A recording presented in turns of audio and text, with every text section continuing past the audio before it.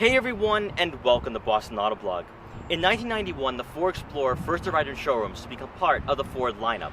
Little did we know that in about 3 decades, it was going to become one of the most popular crossovers ever in this country, but also become a patriarch for the largest growing segment in the automotive industry. Now, the Ford Explorer nameplate is a cultural icon, mostly through the Jurassic Park movie. And sticking to a Jurassic Park term, or Jurassic term, the 2020 model year is a titan compared to the first ever Explorer that arrived in showrooms. It's 15 inches longer and 8 inches wider than the first generation Explorer, making this the largest Explorer ever in the Ford lineup. So today, we're going to go over this crossover, check it out, look at what's different from the 2019 model year, and see just how technologically advanced this vehicle really is. Now, before I get into this review, I want to thank Muzzy Ford in Needham, Massachusetts for allowing me to do this review. Their link will be in the description below, so you can check out their extensive Ford inventory. And so, without wasting any further time, let's get right into this review.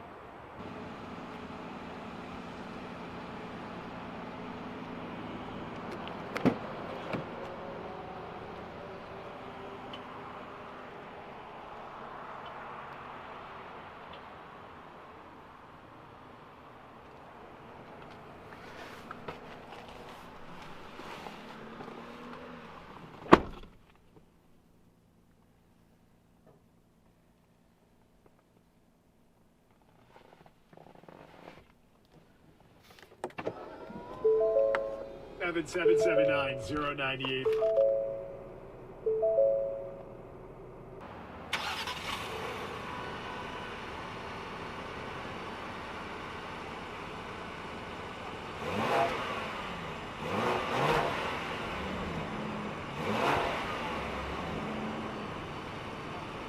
For years, we've read the headlines from automotive magazines and websites saying that crossovers are here to stay and that they're the most desired vehicles by consumers in the US market. What often gets overlooked is how greatly these crossover SUVs differ from their predecessors, and the Ford Explorer has been at the center of these changes over the last 25 years. While fundamentally these vehicles have remained the same, size, technology, and interior comfort have been improved significantly. And for 2020, this is without question the largest and most technologically advanced Ford Explorer we've ever seen. Built on a brand new platform, Ford can truly boast that the 2020 Explorer is all new. Incorporating designs and features that are trickling down from luxury manufacturers, the Explorer is ready to challenge its competition at the beginning of a new decade. As with most refreshes or complete overhauls, the Explorer's new front fascia is the first aspect of this crossover you'll notice. Up front, LED headlights will come standard across all trims. A more pronounced grille with designs varying depending on the trim you purchase fits right in with current trends.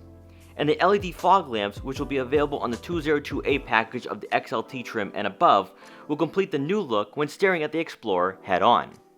And one of the biggest pet peeves in the automotive industry are fake air vents. But speaking of looking at the Ford Explorer head-on, these air vents are actually functional, just like the last generation. So we have air vents here that cool the engine, but most importantly, we have active air vents on the side that send air to the wheels and brakes to make it more aerodynamic. Now, one thing a lot of brands do, especially when they're changing platforms, is change the vehicle overall to the point that you really don't recognize it from the last generation. However, Ford didn't do that, and seeing them both together, I still see similarities. The grille, for instance. Now, the 2020 model year, more aggressive front grille. The other grille on the 2019, more conservative. So Ford is really trying to go more with the sporty design, a little bit more of a luxury design, because as we know, BMW has large front grilles now. So Ford is fitting in right there with that luxury appeal of having a bigger front grille.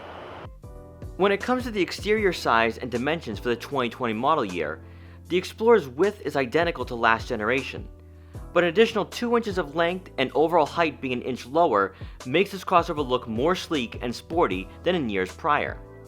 On the Platinum trim, this Explorer is equipped with the optional 21-inch aluminum wheels, with 20s coming standard.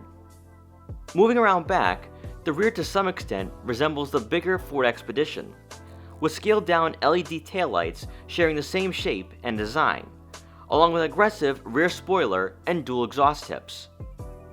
A power liftgate comes standard across the entire Explorer line, and since the 2020 model year is using a rear-wheel drive based platform, the trailer hitch is more meaningful to consumers with a towing capacity of 5,600 pounds.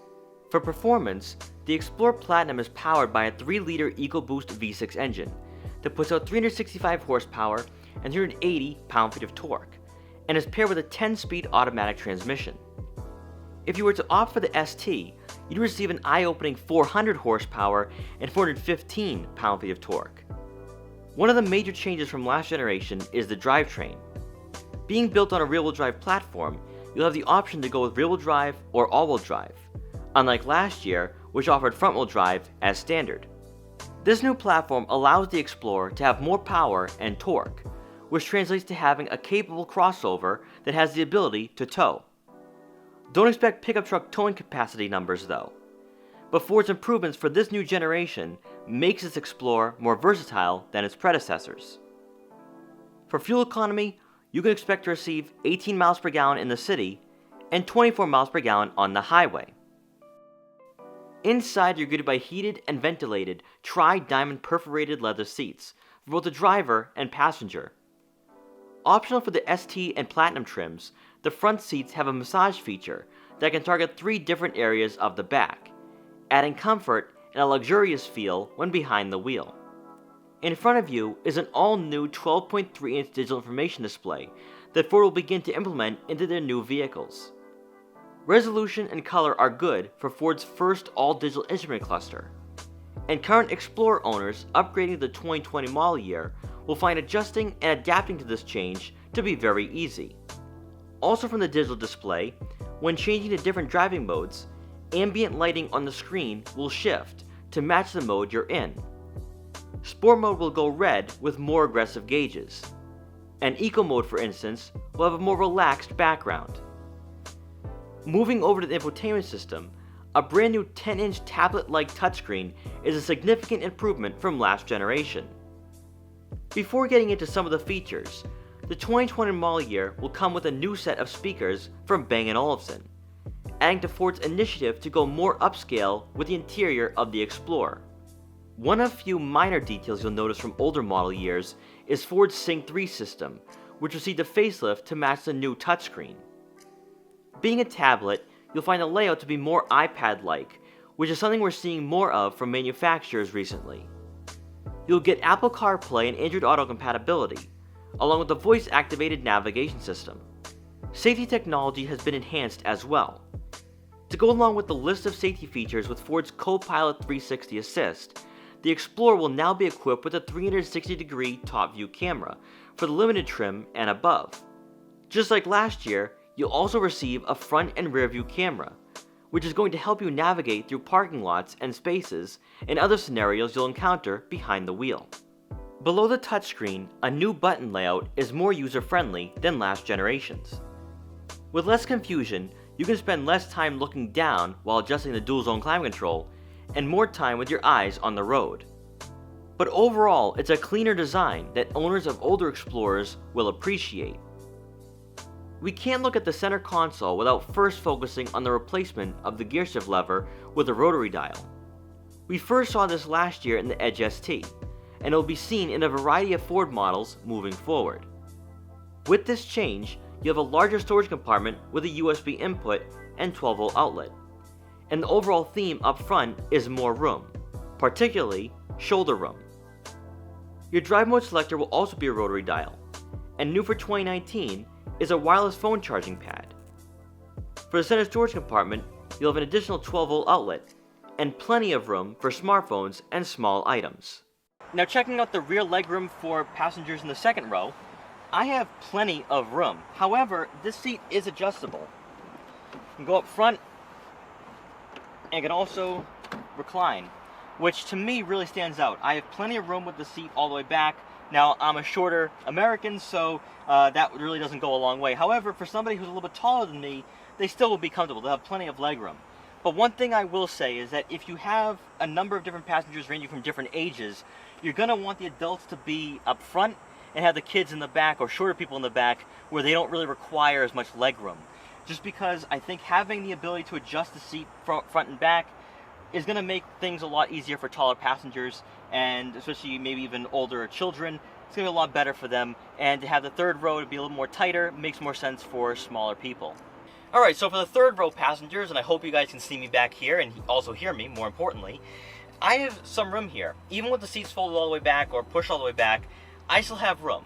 Now, again, I'm not the tallest adult out there. I'm about 5'5". So somebody or kids who are around 5'5" would be comfortable back here, especially having the ability to move a foot in the center of the row. I think this works. This totally works, even with the seats all the way back. Now, again, if you have all kids in the vehicle, particularly the last 4 seats, if they're pushing their seats further up, I'm going to have a lot more room here. And kids in the back are going to have a lot more room. Maybe you could actually fit an adult or two, a smaller adult like me, very comfortably. So this totally works. There's plenty of room, and I'm actually rather impressed. Taking one last look at the rear cargo room, the 2020 Explorer will get 18.2 cubic feet of rear cargo space. And thanks to the rear-wheel drive-based platform, your overall cargo volume will increase from last generation, rather impressively, to 87.8 cubic feet, to fit the lifestyles of families constantly on the go. Now, the one thing that really stands out to me, more than anything else, more than the Bang & Olufsen surround sound system, 12-inch digital information display, the 10-inch touchscreen, is the safety and camera technology that are now on the 2020 model year.